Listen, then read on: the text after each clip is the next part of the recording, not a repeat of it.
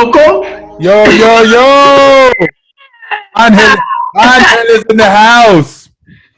Absolutely, man, from Chicago. Chi-Town, baby. Yeah, donde están cagados, bro. No, you know what I was thinking? Remember What? the last time we were together Yeah. and we took photos of that statue at that Italian restaurant, and that statue had water coming out of his penis. Yeah.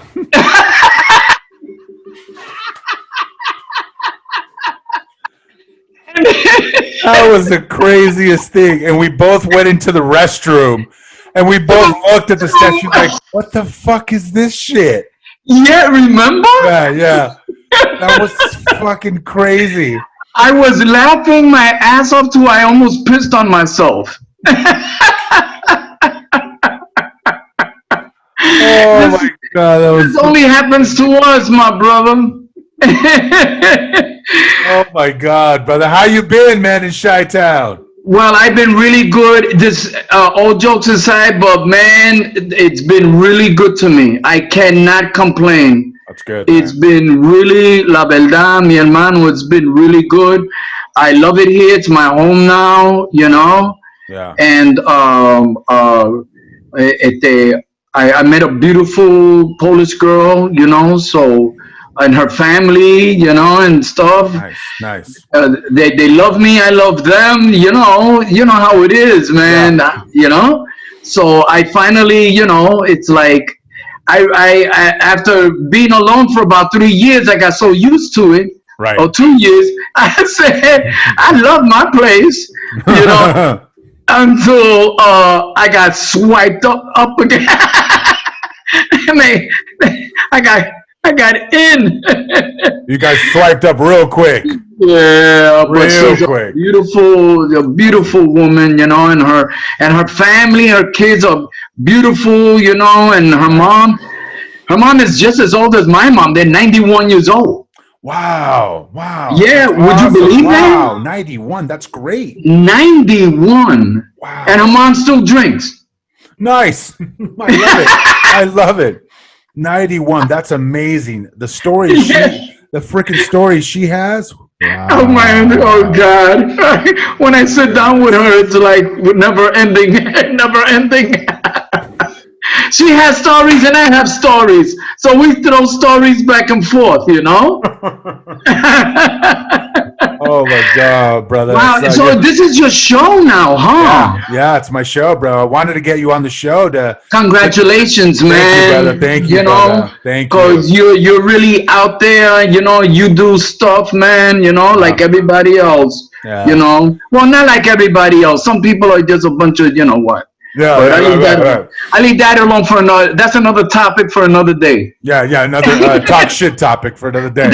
Exactly, the talk shit topic. Oh my god, brother. Yeah. All right. So what you want to do? Dude, I wanted to talk to you about your fucking story, man. I mean, I wanted to, and this is what a lot of people don't know about you. You're Angel Lebron. You became an established freaking musician here in Los Angeles and throughout the U.S. Yeah. And everyone knows of you. They've danced to your songs. They've seen you perform, and you brought an energy to the dance floor that's like no other when you were here in Los Angeles. And for those people that don't know your story, I would love to know your story. How did you get started? How did you get into being a musician? Oh, okay. Where did you go? I'm right here. Can you hear me? Oh, here you go. Okay. For some reason, you just disappeared, and then you came back again. Okay. I tell you how it all started from the beginning.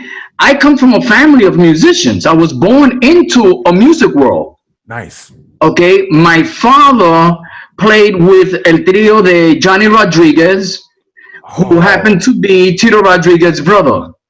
Oh wow. Okay. Yeah. Okay. Oh shit. And my father was well known with these romantic trios. Okay. He played with Daniel Santos, with Johnny Rodriguez, with Right. El Trio San Juan. Groups like Los Assets and stuff like that knew my father. Right. Okay, because he was an exceptional first guitar, primera guitarra, Hmm. second voice. Right. Right. You know, Wow. and my grandfather performed with Machito. Wow. Okay, yeah. Wow. So I Okay. was like Wow. 6, 7 years old Okay. when I used to watch them rehearse No way. in Holy two shit. in two different worlds of music. One was romantic guitaritas, Right. and the other one was mambo. Right. And my mother was a dancer. She used to go dancing to see my grandfather at the New York Palladium. Holy shit. Wow. So, so I'm in the mix of all of this. Yeah.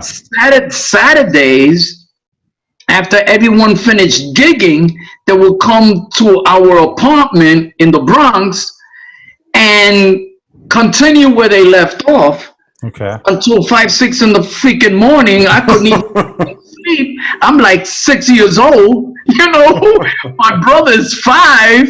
The other one is like 3. And so what you gonna do? But you grow up to all of this stuff. Right. You know what I Right. mean? Right. Right. And Right. so your ear already starts to get into there. When I got of age in my teens and stuff, then my father always wanted me to play guitar. Okay. And I did take a few lessons, but the only thing was that he got upset at the fact that I turned the guitar over and I looked at the guitar on the both sides of the guitar and started hitting on it No like way. like congas. Oh. So the guitar, if you flip it over, it's Yeah. shaped up, right? Right. One is One smaller side. than the other, and I Right. would hit on both sides. And so Oh my God. He must have gotten so pissed. he did. He yelled at Oh. my mother, and he yelled at her and told her that, mira, Gina, le traigo una guitarra de la España y que nace, lo vira y lo toca como bongose.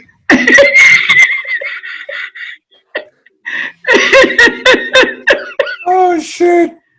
Okay, Oh that's when it shit. all started. That's when Wow. it all started. And then in the streets of New York, I didn't know how to play. See, there's a difference between a classroom congueros or musicians. Right. Certain instruments you need to have that education. You do. Right.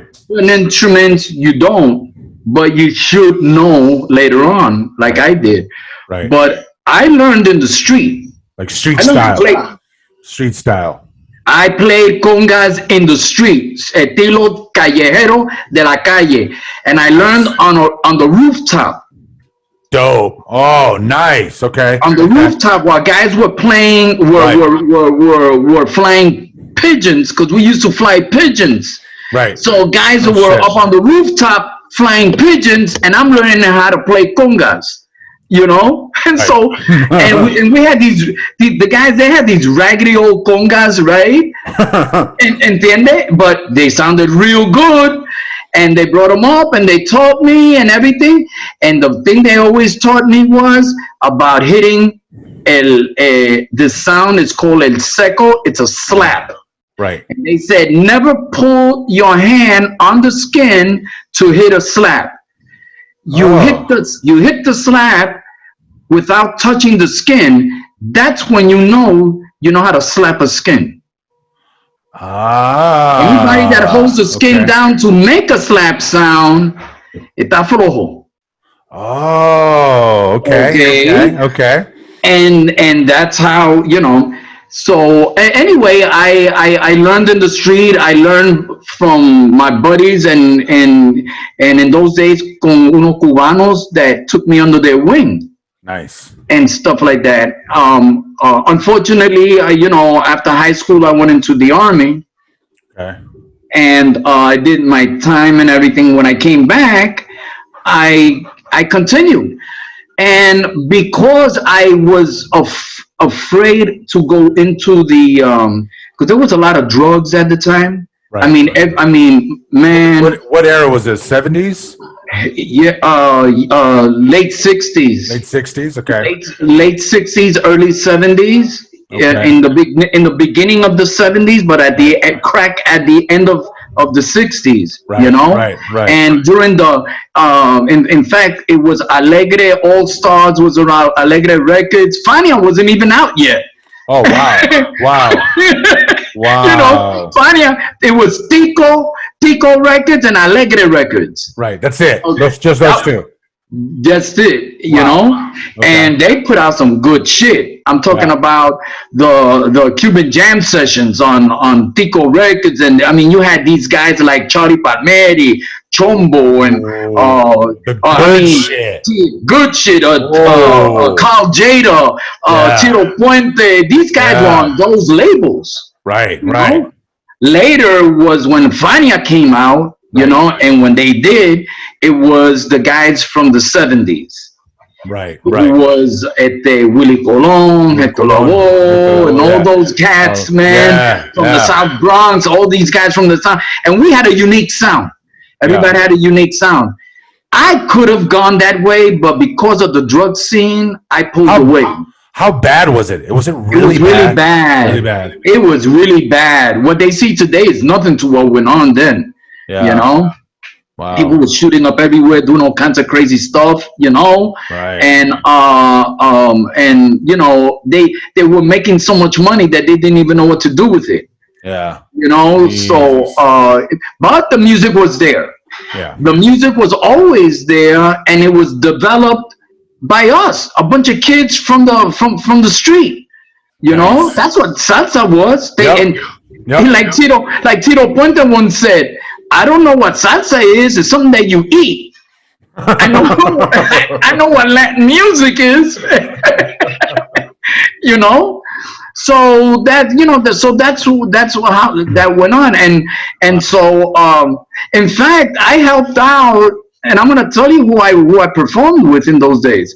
I helped out this magazine called Latin New York. Okay. And Latin New York was edited and headed by Izzy Sanabria. Okay. Okay. Izzy Sanabria, I know the brother, Yeah. and what this guy Pavon, he did a song called El Presidente. Okay. Not Dante, not Frankie Dante. This other guy named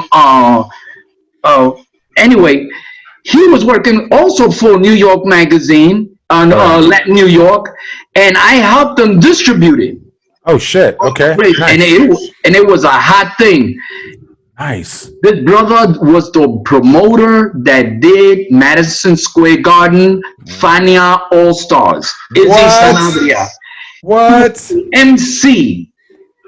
Holy Was shit. MC. And I work with this brother. People, tú sabes algo, mijo. La gente no saben quién soy yo, and I'm very humble about it. And this is the first time that I'm exposing this with you. Yeah, they don't know the history, and that's of me. They don't. Right, and they just take shit for granted. They don't know. They don't know what I've seen, where I've been at, and the whole music scene, and where I went. And during all that, I said, you know what? I don't want to get caught up with this other stuff, which I could have gone with anybody, and I would have been playing congas with all these motherfuckers. Yeah, but I went mainstream. Yeah. I went with an African master drummer by the name of Babatunde Alatunji. Okay. He is the creator of Jinglo. Oh. The one that Carlos Santana did? Yeah. No, that's not Carlos Santana. It was this. He didn't write it. It Oh was shit. Babatunde Alatunji, and I played it, and I was recorded with Alatunji on a record that's called Drums of Passion. Okay. Wow. And I performed con este africano, and we did concerts and festivals, and I mean all kinds Wow. of stuff, and it was Wow. fun. That's where I met the Fifth Dimension. Okay. I met all kinds of cats, man, but in these festivals, and had a great time, you know. When was these festivals? In the 80s, 70s? Oh, it was in the 70s. 70s. Wow. It was Okay. the Harlem Cultural Festival Okay. at all over New York. I mean, New York City was packed there, man. That's what I'm saying. The 70s, that was the mecca, the Yes. epicenter of Latin music, of salsa. It was like, to be there in the 70s was Yes. like no other. Like I can't even imagine, and you were there. And I was there.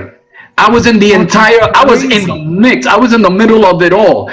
My good shit. buddy, and whoever's listening and knows anything about music and finding out all stars and stuff, this name, he passed away because he passed away. He had AIDS in the early days of AIDS. Yeah. His name was Jose Febles. Okay. His nickname, we called him Josie. Okay. But his actual name is Jose Feble. Okay. He was a trumpet player from Puerto Rico. Nice. Wrote, arranged, and everything for Fania. Oh shit. Okay. All right. They gave him an honor at Madison Square Garden. What? Wow. So people can understand, that brother was my running partner. Him and I ran together. Wow. Wow. Yeah. Wow. Him and That's I old ran school. together. That man and his wife, Uh-huh. who he married, was a friend of my ex-girlfriend back Okay. then. Right. And his wife she's still alive. Her name is Phyllis, una italiana. Okay. José Feble se casó con una italiana, amiga de nosotros, and me and Josie, Yeah. we used to hang out tough, and that kind of stuff.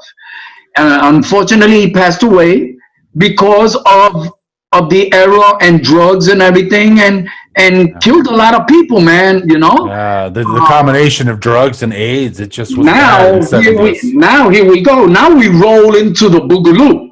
Ooh.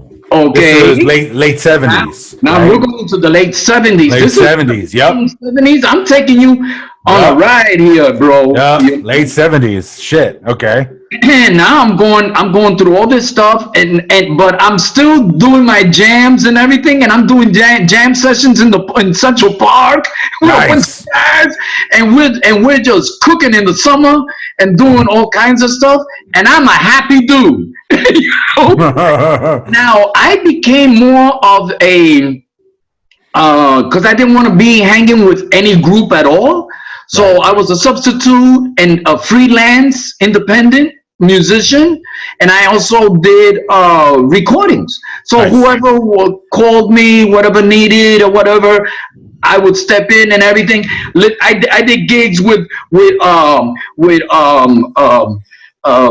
this guy Pastrana, Louis Pastrana, and a whole bunch of guys. The guy that did what's his name at the Pete Rodriguez, Ooh, Pete Rodriguez, yeah. who did the original I Like It Like That.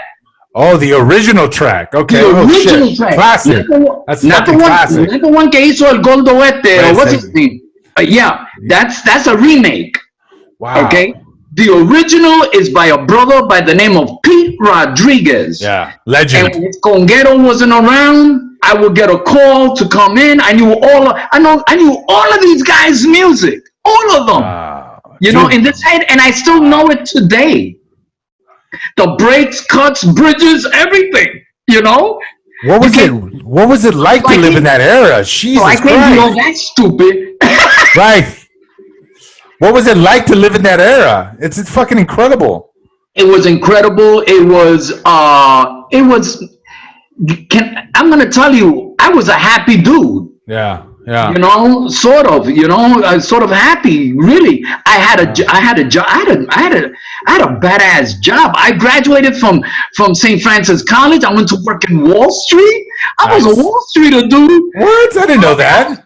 I The was fuck? making I was making big bucks. That's why I own my business today. I have my own business in Ooh. finance and insurance. Wait, I didn't know you were on Wall Street. What were you a broker? What were you doing on Wall Street? I was what's called a cage man. I worked for Smith Barney and Company, Shit. Okay. and I handled the daily trades.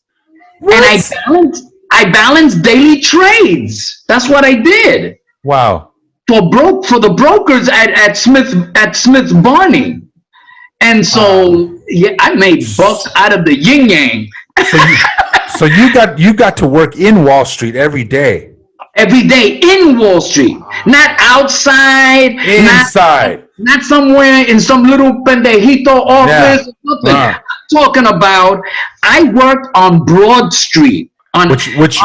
Which most people can't even get access to. They don't get access to that shit. I At used all. to have lunch. You know where I used to eat my lunch at? Where? Right there at the Federal Reserve. That's right by there on Right next Wall to it. Street with a statue of George Washington. Yeah. And my doorway would go into the building to go to work. Uh-huh. Was directly across the street from J.P. Morgan Corporate. Wow. Yeah. That is that. Whoa. No, man. Talking about, Money Street, where That's I worked Money at Street. was the Money Street. And nobody can tell me shit about money. That's why I'm not afraid of money. you know? You know how some people are afraid to, oh my God, Right. that's a lot of money. Right, right. With me, it's like it's never enough. Like, dude, we need some more money. That's fucking fascinating. No one knows that. I don't think Yeah. anyone knows about that story that you worked on Wall Street. Yeah, You were working the cages. I know exactly what that is. That's I amazing. was in the cages, dude. That's crazy. Wow. And you worked was that at the 80s? Was that the No, 80s? this was in the 70s. Just before the wolf came on Wall Street. Right. Wow. I wish he was around when I was there. I would have gone to work for him. He Yeah. would have made me a multi-millionaire. Right. Right. Jesus Christ, man. Yeah. So that era was the 70s. Now, like, Yeah. what started to happen in the 80s? You continue to play in New York? Oh yeah, I Yeah, still so- continued, and the Boogaloo era Right. came and went, man. It was a lot of fun. You know why? Because it was a style of dressing that we used to wear. What was the style? We used to wear like alpacas and Okay. Italian gator shoes and shit. Okay. We were combinated all in one color. Pimp. You know, You're if looking I like had- a pimp. I was a mad daddy pimp. Yeah. And if you had a green alpaca, your pants were green, your shoes were green, your socks were green, and you wore a beaver. That was straight up pimp. And we were really, and I let me tell you, I love to dress up. I love to dress and go out, even if I'm not going anywhere. I just like to put on some nice threads and go out, man. Right, right. And in that era, they did a lot of that. But the Boogaloo and brought in the disco era. And this is where you find a lot of the guys, even Tito Puente, Eddie Palmieri. They did they later in those years they did Boogaloo and they did disco. Right. Right. And they did a lot of Latin disco. There was a crossover. My cousins, they're like fifth cousins of mine or whatever. The Lebron brothers. Mm-hmm. They crossed over into a lot of that stuff. Right. Right. And one of the guys who I'm proud to was able to meet, and someone I met out here in Chicago, Mm-hmm. and I'll tell you right now, oh my God, it was like, oh shit, It's like going back again. But Johnny Colon, Okay. Johnny Colon, Right. who did Boogaloo Blues, Okay. this guy broke the ice. He broke.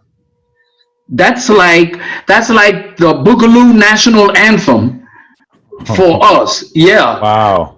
yeah. It's that song Boogaloo Blues Yeah. opened the doors to everybody. Okay, there was a band. Oh shit. His lead singer was a guy by the name of Tito Ramos, Okay. and I knew Tito. And Tito was in a band called the TNT. Okay. I like that name, TNT. TNT. I like that. Tito. It's actually stood for Tito and Tony. Okay. Okay. They both passed away, but rest in peace. their bongocero, his name is Jose Betancourt. Ooh, And okay. me and Jose were from the same hood, different blocks, but from the same hood. Okay. After Boogie a Down while, Bronx. Boogie Down Bronx, right? Boogie Down Bronx. This Yes. is all in the Bronx. This is Yeah. all in the Bronx. I'm not in El Barrio, man, in Harlem or Spanish. No, this is in the Boogie Down Bronx. Yeah. Okay. Yeah. And so, we jam and everything. After a while, everybody went their way and stuff. 50 years later, I ran into the motherfucker No in way. Chicago In Chicago. at a musician's picnic 2.5, 3 years ago. Whoa. He came up to me and looked at me, and he says, "You lived in the Bronx?" I said, "Yeah, who are you?" Because he didn't look the same.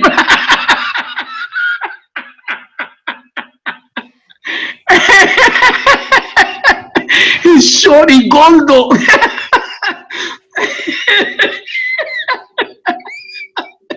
Everyone changes.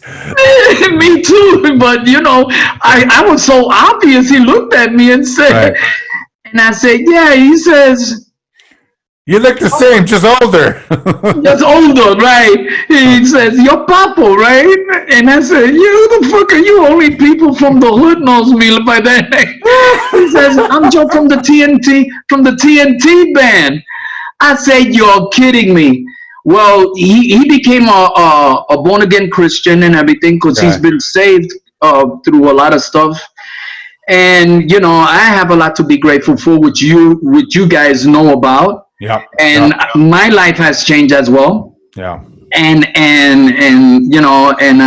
I thank God for all that, and Jesus first, and God Absolutely. before anything. But Absolutely.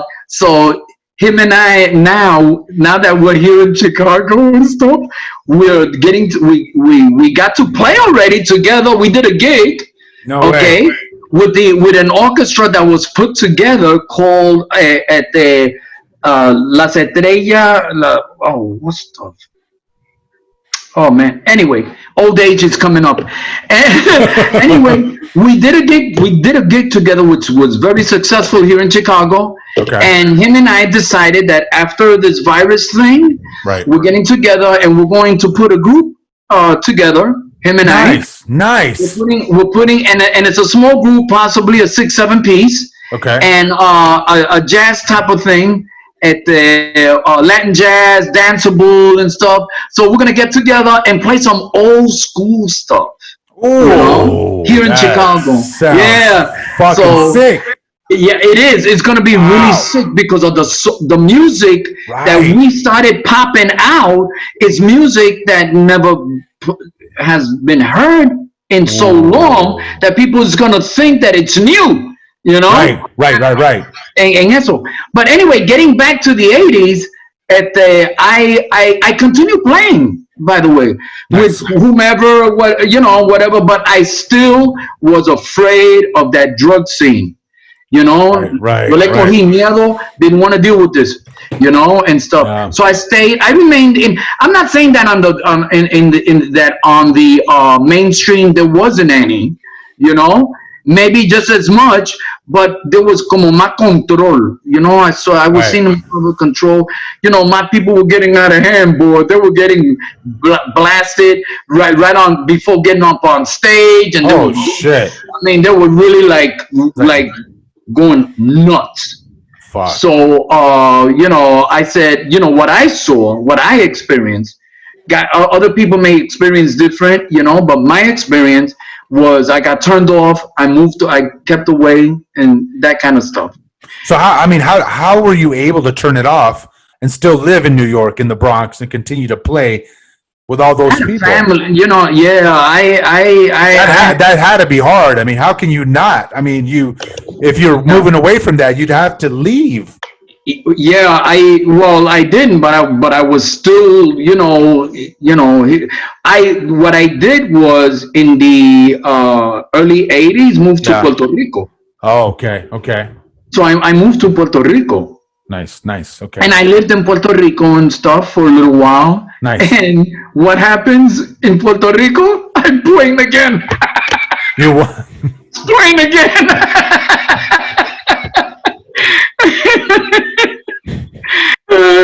So here's Angel in the beaches, and there was this competition of congueros no way. in el pueblo de Fajardo and Humacao and everything. They had a contest, a competition Yeah. of congueros. Congueros came out of the woodwork, bro, Oh shit.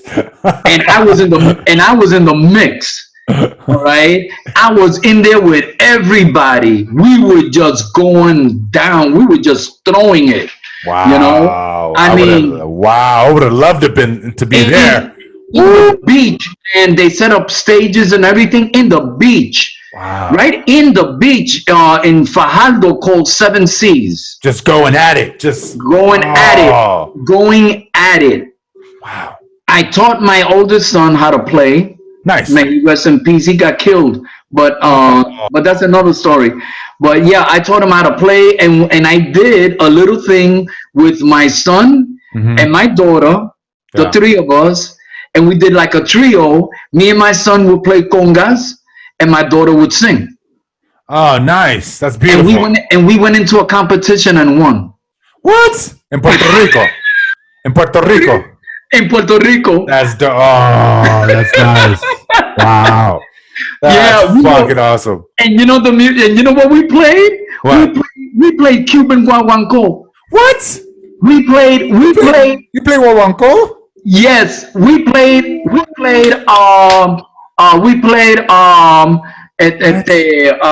Agua que va a caer. Oh, I love that song. Oh shit. We played Agua que va a caer. We played this one, the Superman. Anyway, we played three songs, Uh-huh. and we took it. My daughter got down. She sang this. Damn. Okay. So, you know, we did that. What happened in LA, all of this, okay, when I moved to LA, you know, What year was this when you moved to LA? Because you were living in Puerto Rico for a long time, and you went from Puerto Rico to LA or back to New York and LA? no, I went from Puerto Rico to New York. To New York and then Yes. to LA. Okay. And back in the music scene again, right. you know, and I this time I was like getting gigs for people. I opened up I opened up a production, you know, to get gigs for merengueros, for whatever, and that kind of stuff. And my godson, Sammy Gonzalez Jr., who's the singer for the Big Three, the Palladium Big Three. Big Three. Legends. Yeah. Okay, Wow. el cantante, Sammy Gonzalez Jr., who also sings with Tito Rodriguez Jr., Right. is my godson. Oh shit. Yeah, and he's also Democratic representative in Congress for No. his district. No way. The politician. You're a politician? Good for him. Yeah, you know, God bless him, you know. And we talk all the time. He's on my Facebook. Yeah. You could reach out to him. He's a nice guy. Yeah. Sammy Gonzalez, you know. Anyway, at the where was I at? You were in the you were in the 80s. I'm in the 80s. Back in New York. Back in New York. Oh, Yeah. and we set up the. So Sandy came to work with me, and we started doing gigs Nice. for Junior Gonzalez. Remember Junior? Yep. El cantante de Larry Hollow Yeah. and stuff like that. Got him work, bro. You know, and stuff. I used to visit him at his house. Nice. He would cook. He was a good cook. Yeah. One of his best dishes was Latino style, right? Spaghetti with pork chops. He did the best. He did the best. Spaghetti and pork chops. Pork chops. All right. Oh shit. Oh shit. Estilo Boricua. You know. Estilo Boricua. He said estilo Boricua. Oh shit! He lived in Queens. He lived in Queens, and I did as well. I was living in Queens, and I would go up to his crib, you know, and bring him his contract, bring him his money, his down payment, and stuff like that. And me and Sammy, we did a great thing there, you know, and which was a lot of fun. But I came to LA. From there is when I came to LA. What year was this? This was, I'm gonna tell you, it was in 2000. Wow. Okay. 1999 around 1999, 2000. Okay. 2000 is when I came to LA. First time in LA, you get here. First time in LA. I've been there before, but never thought about staying. But this time, I wanted to stay because I saw something in LA that LA was missing. What was that? You? Yeah, you got it. You got it. You got it.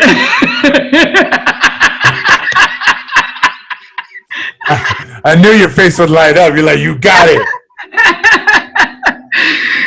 There was, and I know Johnny Polanco. I know his family, by the way. Is this before you came here? You knew? Oh yeah. I knew his family, you know, and stuff like that. So it's just that Johnny and I never hooked up before. Yeah. You know. Yeah, right.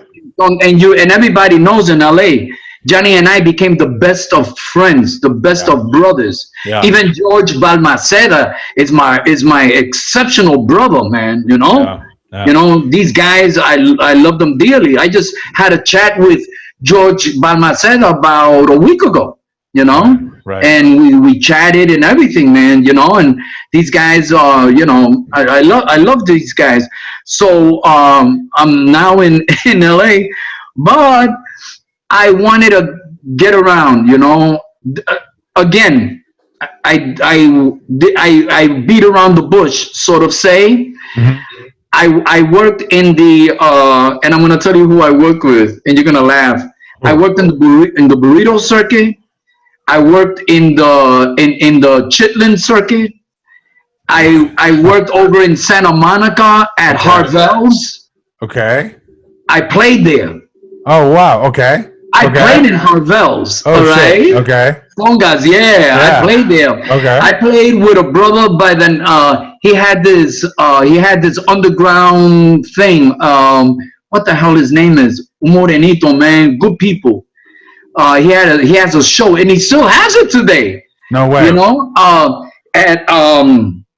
What's his name? Anyway, I played with him over at Harvell's and stuff. Yeah. I did a lot of gigs in Harvell's.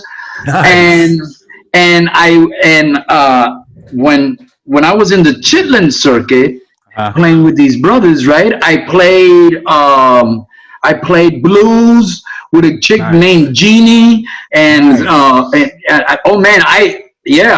and then this brother by the name of Hank Castro saw me at a rehearsal, came up to me and asked me if I wanted to join his group. I'm always saying yes to everything. You're like in 7 groups at the same time. I would do that, you know? And so I started to play with him. Yeah. Later on, I found out that Hank Castro was one of the guys one of the original singers from the Midnighters and Oh from Cold Duck. One of oh these shit! old school, and I didn't know who I was with. Wow! Well, It's that old group, school. yes, and I was in the Mister something show, cable show. Yeah. It's a Chicano show on TV. Uh I huh. was on that show Okay. a lot with Hank Castro. The group that he made was called Second Phase, So and wow. So there's and video. we There's this was what 80s. What year was this? no, this is 2000. now. This is in the 2000. So that means there's video 2000 footage. I'll tell you Video when. footage. Man, yeah, this was in 2000 five, maybe Wow. four. Okay. So Yeah, so there's footage out there. There's video footage of you from there's gotta be. 2005 from that And show. that's footage of me in that Right. show. The Mr. Right. What's his name? Mr. Duran show. The Mr. Duran show. Holy shit! There's footage of you somewhere. Yes, and Tierra would be on the show as well, Okay. and we were there, Right. and where did I ended up playing? BB King's in Studio City. That's where I was living at. By the way, I was living Yeah. in Studio City. Right. So Right. Universal, we were playing every other week. I was booked every other weekend at BB King's. Wow. And then I started to play on Saturday. Like, if that's not enough, I'm playing I'm playing Saturday mornings at some freelance dancing group in Hollywood. Okay. All right. And I ended up playing at some big ass theater for these modern dances and stuff like that. Wow. And now I'm playing at cha-chas. Oh shit. Okay. And guess what I'm playing there? Flamenco. On a cajon. I'm playing Wow. cajon. Yeah. With this group, with a 5 piece. It was wonderful. Wow. It was wonderful. So here I go. I'm going through this movement, and I'm playing every freaking where from West Hollywood to East Hollywood to fucking here to there. I'm in Broadway. I'm here, and I even played at the Playboy After Dark. Oh wow. Wow. You were In Hollywood. Wow. In Hollywood. Right. With Seven some chicks that bands. were Different bands everywhere. Oh man, the only thing I didn't like was the chicks were half naked, and I'm playing on my congas, and she put her ass on my conga. Oh. I had to disinfect the skin. Did you slap the wrong skin? I almost did. I should have. So I'm playing, and there's photos of that. No way. There's photos. You want me to send you a photo? I want to see a photo. I want to see a photo of that. Oh my God! It was like, shit. and I'm wearing a wife beater.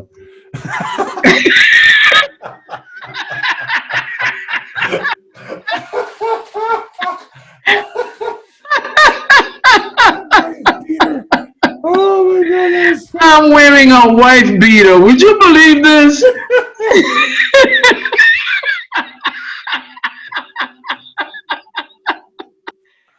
I'm on congas. The chick's got her butt on my skin, and I'm wearing a wife beater. Oh my god. Oh shit!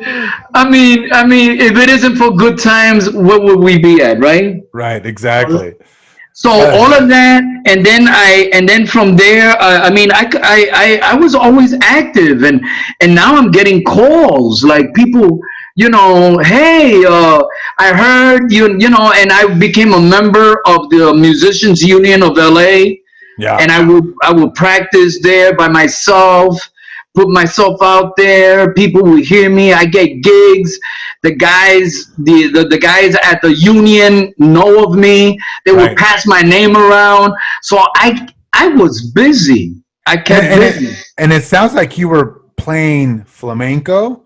You were playing different forms of music with different types of bands everywhere. Exactly. Right. So at what point, at what moment did you transition to 100% salsa? There was a At moment that, somewhere. there was. Tell me There about that was. moment. There was. My ex, the mother, my ex Uh-huh. said to me, "Aren't you tired of playing music that's not culturally yours?" She said that. Right, right. So pissed off. I said, "You don't know shit about music." That turned into a fight. I It guarantee you. did. I guarantee you that. It did. It Right, did. It turned into a real, and I was already divorced from her. right, Right right, away. I was raising my children. It's just, right, right. and I said, you watch what I'm gonna do now. And out of anger, I formed Sabor Latino. No fucking way. Out of anger. No. Yep.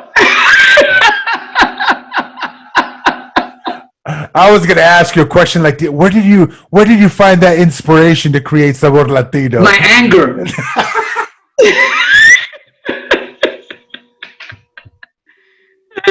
So then you remember Mama Juana's, right? Yes, of course. Okay, I before I put Sabor Latino together, Mhm. I was being interviewed a lot on KPFK.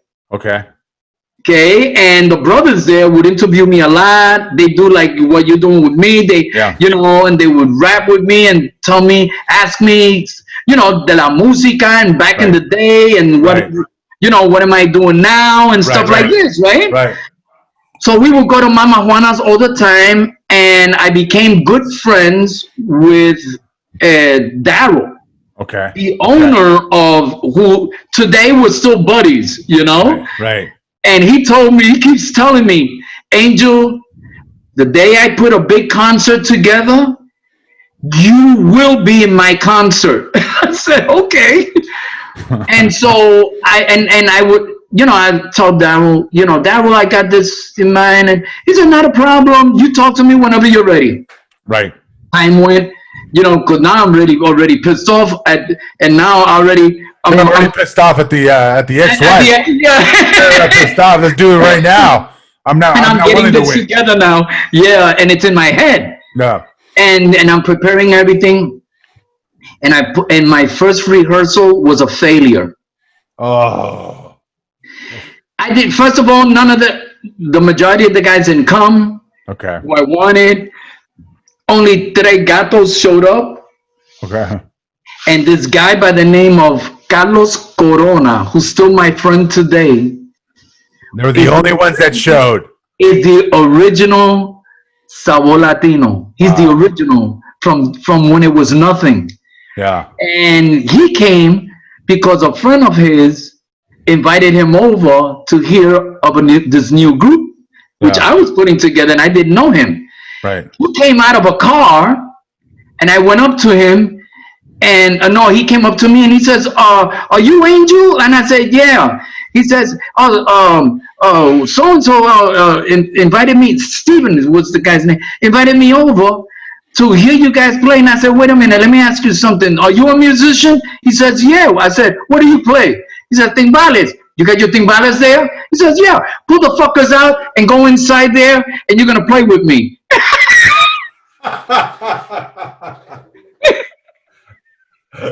This is a true story. Holy He's on shit. Facebook. You could ask him. He's on Facebook. I told him, take the fuckers out and go straight into the rehearsal room and then put your stuff up. He became my first timbalero. It wasn't even an audition or anything. Just get your shit out of the fucking truck. It Let's was go no upstairs. audition or nothing. I Let's only go asked him upstairs.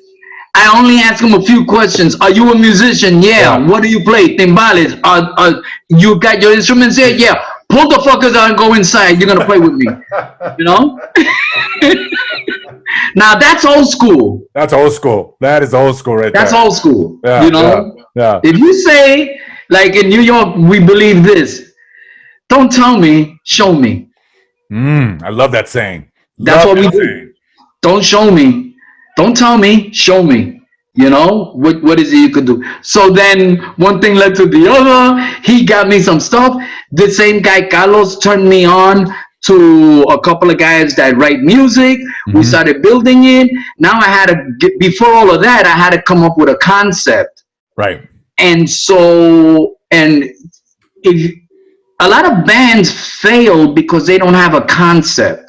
They don't know where they're going. A concept is, is the layout of where you're gonna go with your music. You Okay. need to have a concept. Where are you going with your music and what style and what you're gonna do. You know, Okay. Okay. and so my concept, and I came up with I'm gonna honor my fathers Oh and wow. all of those musicians that played with the big bands. Yeah. So that was my concept. Really? In order to maintain that concept, I would have to perform the music that was played back in the late 50s Right. and make the sound without reinventing the wheel and make the sound of today, Wow. meaning making it fatter Right. Making it fatter. Making it to today. to today. Right. And that's what I did. Nice. I said, who should I start with? Great And I said, concept. you know what? I'm going to start with Tito Rodriguez because Tito Rodriguez was very close to my family Yeah. and my Tito and stuff, Yeah. Yeah. And my grandfather, my father played with these guys, Yeah. Yeah. So I'm going to do this, Wow. So I started to sit down in front of my computer Mm-hmm. for hours and hours and days and weeks and months, And right.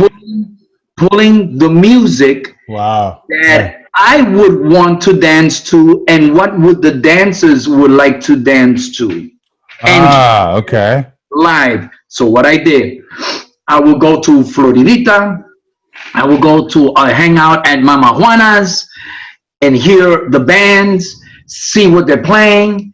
Then I would sit in a booth and watch the dance floor when the DJ began to play, and I would evaluate how many people would be on the dance floor dancing to what the song the DJ was playing.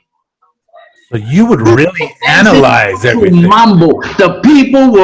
The floor was packed to the mambo, to old school Latin music, salsa. So you were really analyzing everything. I did. That's smart. I did. Smart. And Okay. then I started to pull it. Okay. And then I said, these are the charts. These are the songs that I'm going to perform. I need to get the charts. How am I going to get the instrumentation? Okay. 4 to 5 horns, a full Latin percussion, 3 singers, and vibes, xylophones. Yeah. The original Sabor Latino had a vibe player. Okay. Wow. Okay. I had a vibe player. And didn't in know most that. of my gigs, so a lot of my gigs, I had a vibe player. Okay. But I would always have 4 to 5 horns in the back. Always. I remember that. It added that. it added that sound. It added that sound. It made it fatter and it made it different from the other bands in LA, which I respect. Yeah. I respect the brothers. They're my friends. Chino Espinosa, Son Mayor, those cats, they're my buddies. I love those guys, man. Yeah. Yeah. We got together. We always get together when we can, and back in those days. So I put that together. And I played, which you already know, the Tito Rodriguez. I threw in there Eddie Palmieri, music that other bands and musicians did not want to play for some reason or another. Okay, so I brought it out. And when you played it, it sounded harder. Yeah, It sounded just like you said, fatter. That's what I noticed. when you played, it was a fatter and louder song. It had more energy to it. Yeah, exactly. Because I would take La Moña and I told the guys this, and I'm gonna tell you what I did. When it came to a song, regardless of which one it is, because they were all bumping, Yeah. you know. Yep. And when it got to La Moña, I would tell my musical director, I want you to keep an eye on me because I'm watching the dance. I'm watching the dances, Yeah. and I don't want you to cut them short. I Right. want them to feel this music. Right. And there was a lot of times where they were going to finish the song, and I said no, and I told them do the moña again, and I would take the music to another level and let the horns open up and do what's called a trade in fours. Okay. A trade in fours What is that? is where trombones and trumpets play at the same time in not in unison. In their improvisation. Okay, all four horns at the same time. Right. Okay. Wow. I'm Okay. the guy that did Oh, that. I see what you're saying. Not at the same time, but within kind of playing at the same time, but in different. Yeah, and then they will reach a point where they will just Play at the same jam it time. Okay. at the same time. At the same time. It's that build up. Exactly. Okay. And a lot of people stopped dancing just to watch what the fuck was going on the stage. I know. I did many times. Yeah. I did. I'm dancing. I'm like, what the fuck is happening on stage? Yeah, exactly. And people were like, whoa. Yeah. And dozens and dozens of time with George Balmaceda, Yeah. we would create on the stage, we were rearranging the music at the same time we were playing. Right. Right. And I told the guys, we got a chart. But it's gonna come up a moment where we're gonna say, fuck the chart, we're gonna jam this shit out, man. And we did. And you know, that's where a lot of professionalism comes in, and I'm proud of these guys. Yeah. And even the youngest one there, Tony Escoto, Mm-hmm. I call him my adopted son. I took him in when he was only 20 years old, you know? Wow. Yeah, he was still in school. And but my brother George Balmaceda, Yeah. he knew what he was doing. He knew what I wanted. He felt what I felt, and I felt what he felt. And we were like, it was twin brothers, you know. Man. And we did a CD. The CD went worldwide. Yeah. I mean worldwide. We got recognition. I got a recognition award from New York Nice. for the top 25 CD of the year from descarga.com. From Nice. got that recognition from them, that recognition award and stuff. And and people can't believe that my recording was done at Tierra Recording Studio. Really? Tierra recorded me. It was Tierra who recorded me. It was Steve Salas. Yeah. Right. The Right. Salas brothers. Right. They recorded me. What year was this? In the 2000? This was I left in 2007. In 2008, I believe. In 2009. Yeah. That 2008. happened. Yeah. Wow. So it was Tierra that recorded me. You know, they came to the record release party, which was it was done. It was packed over at the Alhambra. What you call that? Granadas. Huh? Granadas. Granadas. Granadas. Yeah, that kind of became your staple. You were known for playing granadas a lot. Every time they had me there, they still want me back there. They just wrote to me. I said, "Motherfuckers, don't you know there's a COVID-19? There's a coronavirus, dude." They just wrote to you. They're like, hey, come back next Saturday. Can you come? Can you come down? We have a show. Yeah. This year I was gonna work out. I was gonna perform at the Oxnard Salsa Festival. I know, man. The whole thing got just. It's all done it's until all next done. year. Everything. Yeah, everything is done for this year. Everything until all next the year. festivals. Everything. Yeah, All the festivals are everything. done. So Sabor Latino made a name for itself, for years. It was for many years, for and many years. and a lot went on. Even a lot of personal stuff amongst Right. the musicians. Right, and then you broke away and you created your own band out of your That's own. right. So this was what 2000 what 12 13? Yeah, around there, 2012. Okay. I got rid of a man. I said, "Fuck you guys, get out of Yeah. here." I'm gonna redo this. Yeah, fresh And band, you under fresh your band, name. man, and it was like if the one before was powerful, this one is even more. I brought in brothers. A couple of guys from the old band stayed with me. Yeah. Carlos, what's his name? Carlos, my timbalero, my other timbalero, Mm-hmm. and he's my musical director. Tony Escoto still hang with me. Jaime Covarrubias on bass. Buchelman and the gang on trumpet and trombone. I got el gordito siempre conmigo, So the guy, and when they know I'm coming into town, they call me. Yeah, right. They do. Everyone does. Me. Everyone does. They said, "Maestro, I'm ready for you." I said, "Love you guys." They do. You should come. The next time I go out there for whatever. Everyone gathers. Jesse tells me, Anya is coming into town. Jesse told me when you come into town, everyone gathers, man. So it's everybody gathers, man, and you gotta come to our rehearsal. It is the most thing. We all hug each other when we see each other. Yeah. And at rehearsal, toditos se abrazan and oh shit, maestro, fuck, you gotta stay, you can't go, and so and then they bring a case of beer, right? You gotta have beer, man. Come on, to celebrate, and they do it every time, man. Yeah.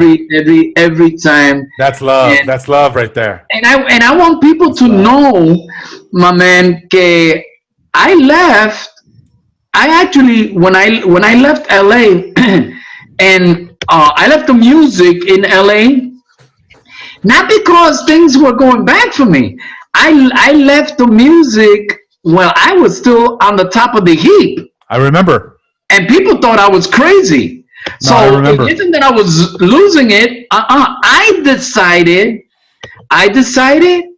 to not perform anymore. Yeah, you made a decision, and you were on top of your game. I remember, and then I was on top of the game. Yeah, and then you posted. I think it was on Facebook that you're moving to Chicago, and everyone was like losing their mind. Yeah, what do you mean you're moving to Chicago? What the fuck do you mean? The fuck is in Chicago? Yeah. So and I have today I have thanks, and I tell everybody, I tell even the musicians, the young ones. Yeah. Educate yourself. Be educated. Have a degree. Be not only a musician, but have something to fall back on, because you never know when in the future you're gonna need that.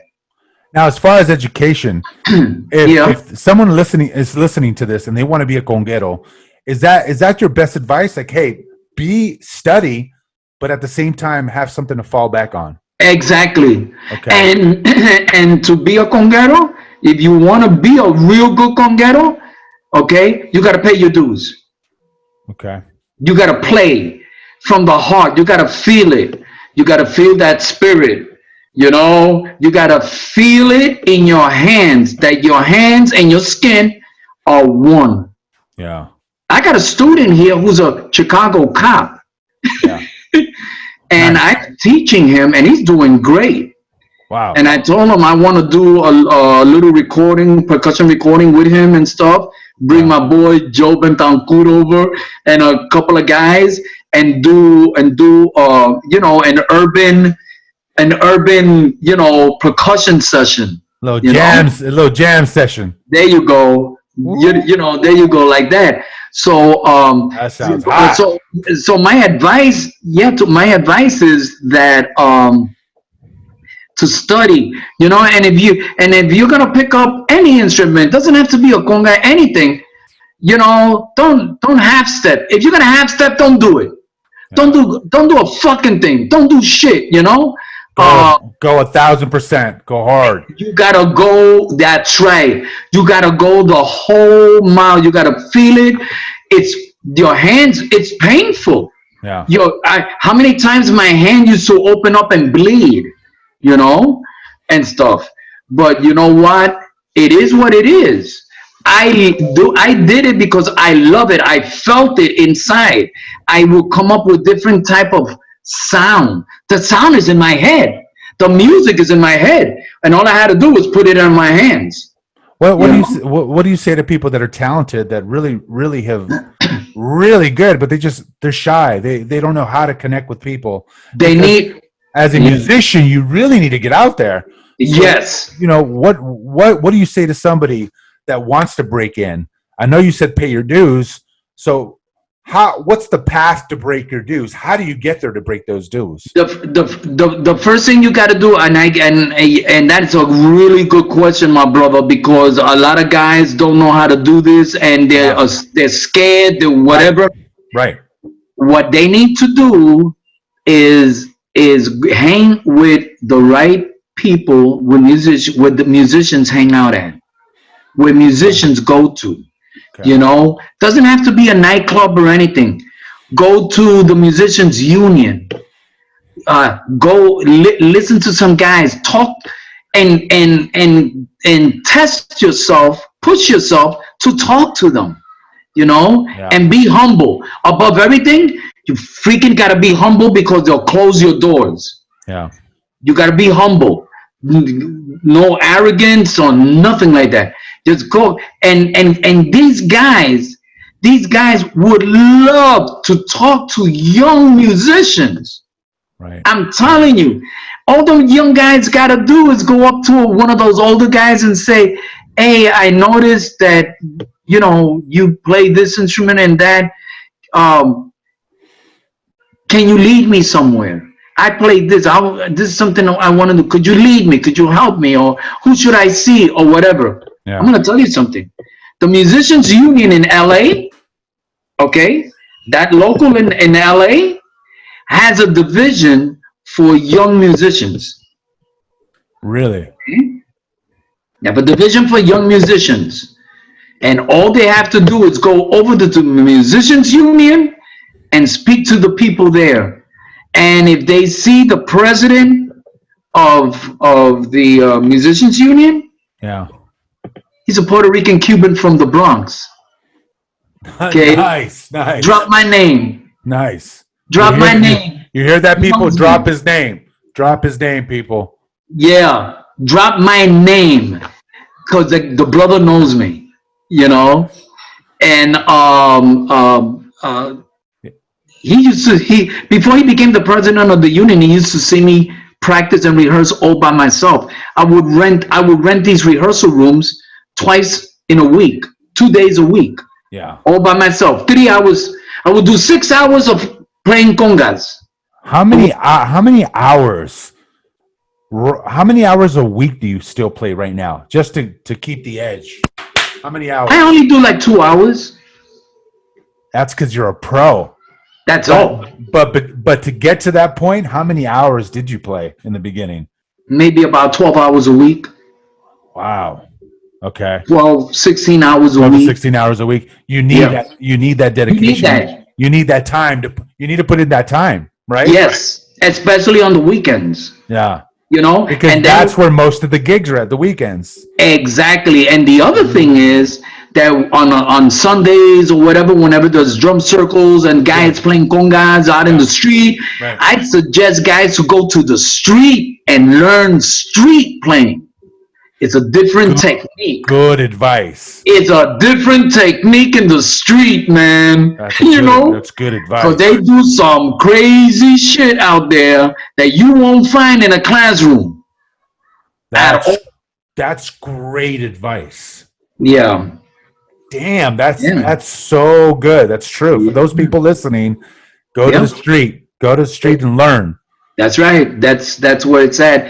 So I came out here and you know I have my business and really happy and you know and it's great because you're Angel Lebron. That was like a staple, and you started to grow it, going to every single club, and you made a huge name for yourself here. And one of the questions I have, the deepest questions, is when you look back at your life. What do you remember? What was the greatest thing in your music career, and what was the most craziest thing that you can remember? My greatest moment. Okay, you're gonna say it was meeting Mauricio Portal. I know it. You know, where is he at? Where's Mauricio, man? He's at home, man. He's at home. I had to drop his name somehow. Oh my God! When you see him, tell him I love him. All right? I will. Lo quiero mucho de corazón, man. You know. I will. One of my in the not in the West Coast, you know, but you threw it like in the past. Well, my greatest moment. My greatest moment in the past I share was with con ese africano Olatunji. Yeah. Babatun Olatunji, because he took me to a height and helped me to blend my Latin style of conga playing with West African. Damn. Wow. So I blended. Damn, that's deep. A technique of my own between West African and salsa. And is this gentleman still around? He died. He passed away. And also one of my mentors, his name was Chief Bay. They were from Nigeria. Yeah. And these brothers, I studied. I played with these brothers at the Olatunji School of African Drumming. I'll never forget. I see it right now.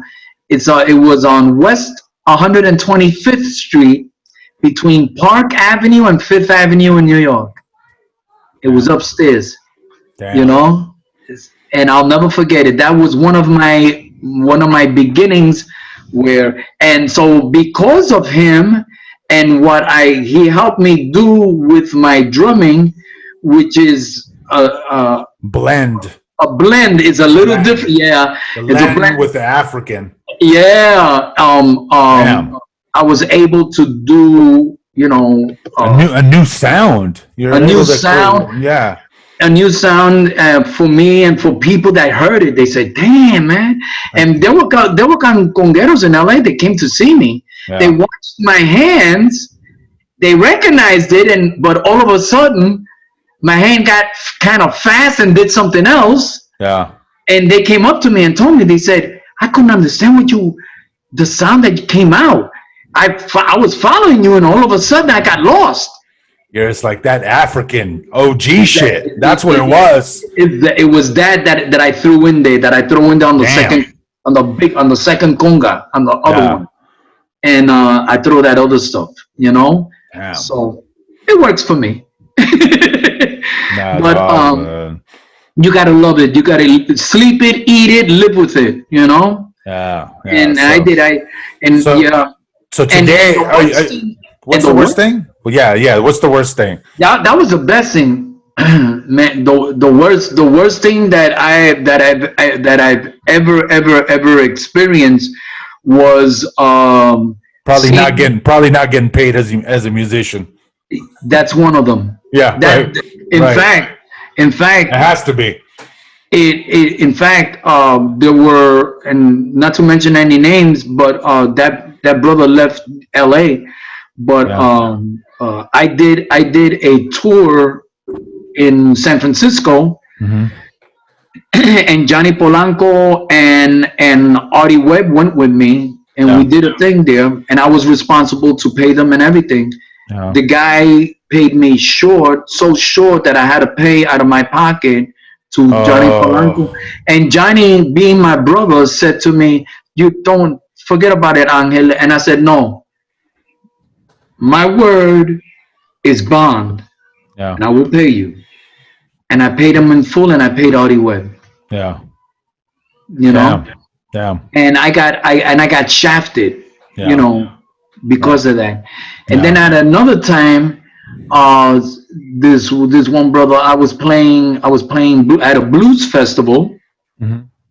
and at the end of the festival, he was supposed to pay me along with the band. Yeah. That disappeared. Oh shit. Yep.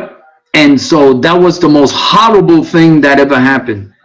That's why, no offense to any of the promoters, but they know, my musicians are the only musicians when I perform, before they go up on stage, each one gets paid Yeah.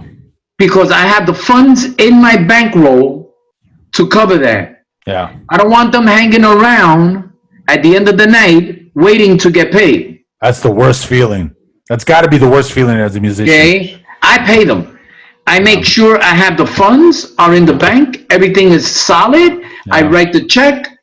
If they want cash, I'll have the cash on hand. When I go in the place, they get paid. They sign out for it. Yeah. At the end of the night, everybody is happy. They go home, and Angel has a fucking 45 in his hand, ready to point it on a motherfucking promoter if you don't fucking pay me.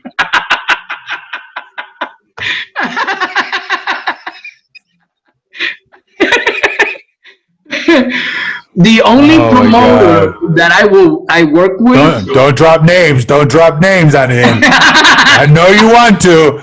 Don't do it. Don't do it. There's gonna be promoters listening. But my man, Lottie Salsa, Ralph, Mhm. he's the only one that can bring me out there. And of course, Carlos, DJ Carlos, you Ah, know, yeah. DJ. Oh, he was the one that opened up my doors to a lot of places. Really? No It way. was DJ. It was DJ Carlos No way. at Mama Juana's. Oh, let me tell you this. Daryl, after I put the band together, Right. I went to Daryl.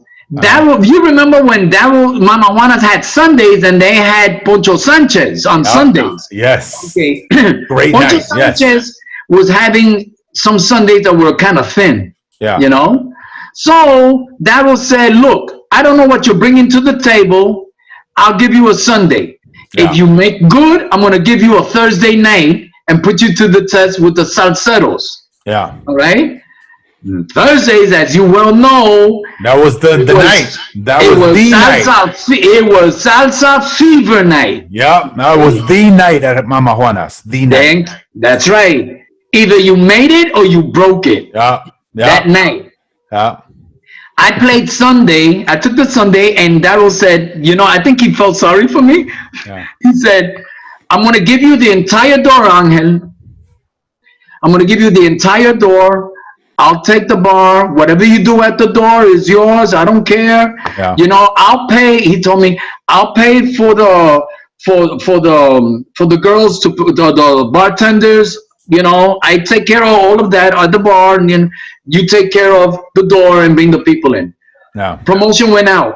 The place was fucking packed. At Mama Juana's on that night, I made about $3,000. Nice. Nice. When Daryl paid me, he said to me, "If I would have known this fucking shit, I would have not made this deal with you." And then he said, And then he said, I gotta love the brother because he opened my doors. And this is the funny thing. He And said, I'm gonna test you on a Thursday, and it's gonna be, do or die. and he said it's gonna be a Thanksgiving dance, and I Okay. want to see what you do. I said, not a problem. I went with the full orchestra, vibes. Ooh. I mean, five horns, three, Ooh. four singers in the front, the whole fucking shit. Yeah. Everybody got paid, and KPFK was the MC of the night. Right. They introduced me for the first night on a Thursday night. Which is the All night. the all the professional dancers, the LA professional dancers were there. Yeah. I mean, they were all. It was every swinging dick in salsa was there. Yeah. Yeah.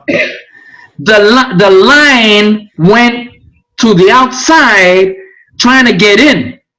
The fire department came in to find out what the fuck was going on. Yeah. Daryl had to pay them off.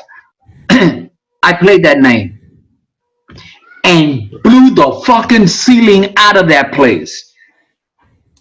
DJ Carlos was the DJ at Mama Juana's. Yep. He was. He was. He jumped out of the booth. Jumped out while I was playing. I saw this fucking guy jump out of the booth and went straight to my manager. And when I was done, my manager told me, "You're booked for the next 2 months." Dang! Shout out to DJ Carlos for opening that door Yep. and hooking you up. Shout out. It was DJ Carlos. DJ Carlos had a club in Newport. Pasadena. Oh yeah, Pasadena. That's right. Pasadena. Tapas. Remember that? Yeah. Oh man, he had me like 3-4 times a month, everywhere, every freaking where. Yeah. Remember Cohibas in Long Beach? Oh, that was a spot. I was there as well. Yeah. One week I'm in Cohibas. The next week I'm over in Sevilla in Long Beach. Yeah. Yep. You know, it was like that. It was the bomb. Then came the festivals.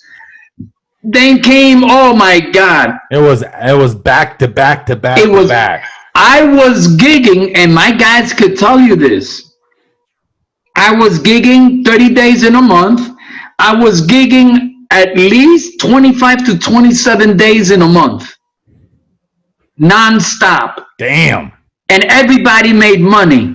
Everybody made money, you know? And then like magic, poof. Yes. You left to Chicago. I left it. You left it all. I said I left it all. So inquiring minds want to know, why did you leave? You left for a woman, didn't you? No. I left because I was jealous of the dances. What? What? What? Okay, that's a shocker to me. I was jealous because everybody had a normal life but me. Well, So I wanted to have a normal life. okay. So You mean jealous of the dancers because they're out there just dancing, social? no. Don't get me wrong. Not What do you mean like by that? What do you it's mean? not that kind of a jealousy. What do you mean by that? I'm confused. That means that what I meant is they had a life. I didn't. Right. Okay, and I wanted that back. Okay. So because of that, and I would see people have fun and everything, Yeah. but then at the end they'll go home to their awesome life, Yeah. Yeah. live their life. And Angel Lebron was all by myself, went home alone to Right. redo this world of fantasy all over again. Right. So I was living a life of that's not real, Right. Right. There's a song by the Lebron brothers, my cousins did. Mhm. It's called Pena y Dolor. Look it up. by the Okay. Lebron brothers. Pena Okay. y Dolor. I Okay. played it on stage. One of my singers, I only played it once and I promised them I would never play it again. He Okay. started, the words is the life of a musician, of how superficial our life is. And the words are very deep. Wow. That singer sang that song with tears running down his face. At Damn. the end of the song, I'm not going to mention his name. At the end of the song, he turned around and he looked at me, covered the mic, and he said, Maestro, hágame favor y quita esta canción del repertorio, porque Yeah. no lo quiero cantarlo más. And I did. I took it off, you know? Damn. So That's a deep I, song. I left because I wanted my life back. I wanted to be a normal guy with a normal life. Life, family, and just yeah, life. Go to sleep and sleep 7 hours. Yeah. Eat 2 or 3 meals in a day if I want. Right. Right. Go to work, Yeah. do that, and that kind of shit. I Nice. didn't want. I didn't want any more the struggle of the musicians. Oh my God, he canceled out. I gotta get this. Oh my God, Last minute. Oh, I got to get this musician last I minute. gotta get this musician. Got to make Hey, sure we get paid. got rehearsal. I gotta get paid. These Yeah. guys got paid. Da da da. A lot of stress. And A lot then of stress. exactly, and bringing new music and so people don't get bored and stuff. Right. And I Yeah. said, what the fuck is going? Where's my life going? Yeah. You know, I'm fucking educated. I got a fucking degree, man. Yeah. What the fuck? You know. Yeah. Yeah. Yeah. Yeah. So Wow. I said, you know what? I'm on the top of the heap, and I'm gonna let it go. I'm gonna pray to God to guide me, to help me. You know, that I'm making the right decision. And now you're in Chicago. You have an insurance business. You're working on it for yourself. I work for myself. I got some Yeah. great people on LinkedIn. You can find me. Yeah. I Yeah. have I have I deal with CEOs, CFOs. Yeah. I mean, people of all levels in business talk to me, and That's awesome. and I share. Oh yeah, I have no shame. I mean, I walk on solid ground in my business, and stuff like that. My girl says that sometimes I sound like a white boy over the phone. And there's that moment that I sound I sound like I come from the ghetto. You turn it off. You turn it on and turn it off. Yeah. Yeah. So you performing at all? Do you miss it performing? Or you still perform in Chicago? I will always love to perform Yeah. Yeah. as a hobby. Right. I love that. Okay. As a hobby. As a hobby. Okay. I only do it as a hobby because I don't need it. Yeah. I don't Nice. live by it anymore. I don't need it, and I do it because I want to, Yeah. not because I need it. And my lady, she takes good care of me. She makes sure, she's always concerned about my health, my heart, my this, my the other. I said, babe, That's awesome. I'm good. Believe me, I'm good. But God bless her soul, man. She takes good care of me. We're talking about marriage already. Nice. We've been Nice. together, we've been together 3 years, Okay. But That's great. hey, Jan, we've been together going on 4 years now, right? Get it right. Get it right. I got. We're going on 4 years. Shut up! You're gonna get me in trouble, man. She was doesn't want to close. come because she doesn't. She said she wanted. Yeah, you know how girls are. I would introduce her to you, but she won't come here. She's there with her son. His name is Jonathan. Okay. So and she has another son. They're twins. And she has another son that's in Florida who just graduated, Nice. got a master's degree. Her son here has a bachelor's also. I mean, this is what I'm saying. Do you have a normal beautiful life, Man, which is something you did not have. yeah. So I didn't. it sounds like you're happier than you've ever been in your entire life right now. You just said it, my brother. You know, you That's know, be- that's that's fucking beautiful, bro. because the nightlife, you know what it brings. I know what it brings. Yeah, yeah, And one thing, and people, whoever hears this, gotta know this. And this is one of the reasons why the promoters always were giving me gigs and respected my band. yeah, I have one of the most cleanest bands. I don't put up with alcoholics. yeah, You could drink whatever the fuck you want and smoke whatever you want to do or shoot it up your ass if you want, but not on my time. yeah, On yeah, my stage, you come up sober. yeah, We play sober. I have fired guys. yeah, You probably know. yeah. And I I do. fired guys. I fired them. I fired them. I fired a few guys off the stage and told them, get the fuck off my stage. Yeah, Yeah, yeah. I just like know. that. I know. I seen you fired somebody. You're Yeah, fired. I was like, holy shit. yeah. Get the fuck off my stage. So just like now, it's just, just like that. And so so you're and saying you're saying that now, the day that you perform in Chicago or one day that you come to LA, that is a rare listen. yes, That's something that yes, people should go to because that yes. doesn't happen or will not happen This often music, anymore. you're right. The music that I have, the sheets that I have, they're Yeah, not playing it in LA. yeah, And not there's a few they are, but it's not the way it's arranged. yeah. Right, right, So, and it's okay.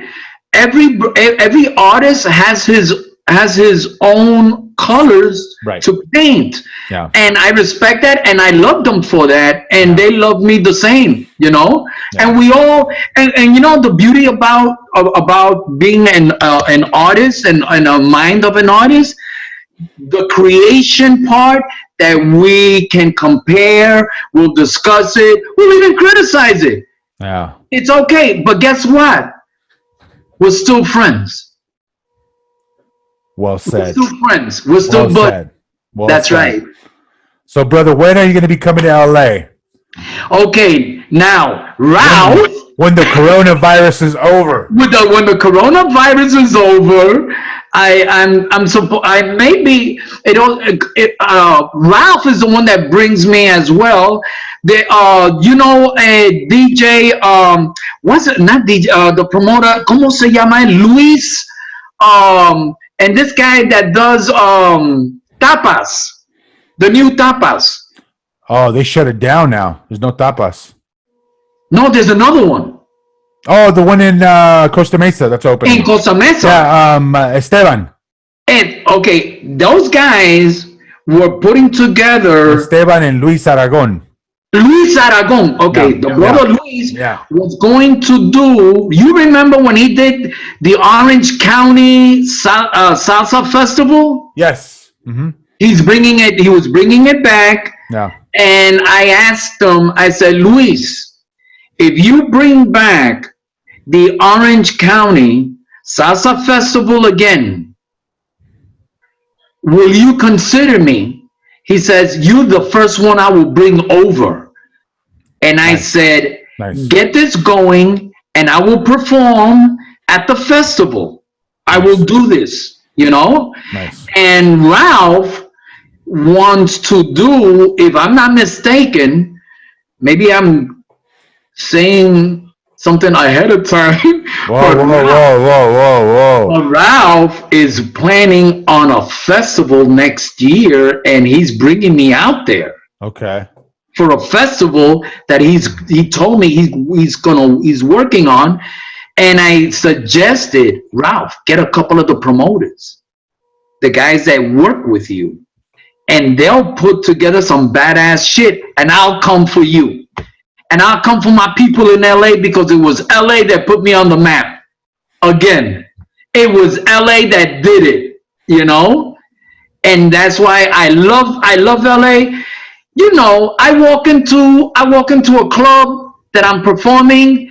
Whoever want to take photos with, they come up to. I'm approachable. Yeah, so They much grab love.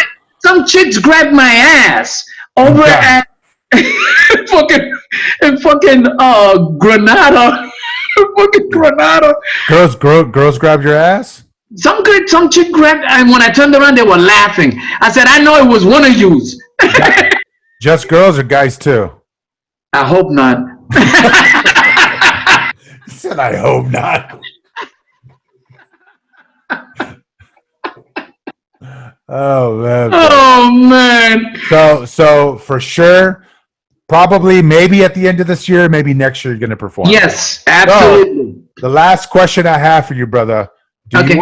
do you want me to make you a customized mask with a conga in your mouth when you're playing? Yes, and I'll wear it, All right. Okay. and I'd wear it. All You right. do that, and I'll wear it, my brother. And then Okay. we're gonna go to that Italian place to see that statue with the little pee. You know what? We have to go back there. We have to have dinner. We We have, do. we have to take Mauricio with us and just not tell him shit. No, no, no. Don't tell And have, Mauricio nothing. and have him walk into the restroom by Yes, himself yes. and say, how'd you like the restroom? Did you enjoy the scenery? Oh my God, that's going to be hilarious. Oh my Oh God. God. I'm dying. I can't wait for that. I love you, my brother. All right, brother. Well, I love you too. This was fun. It was great talking to you, brother. Thank you.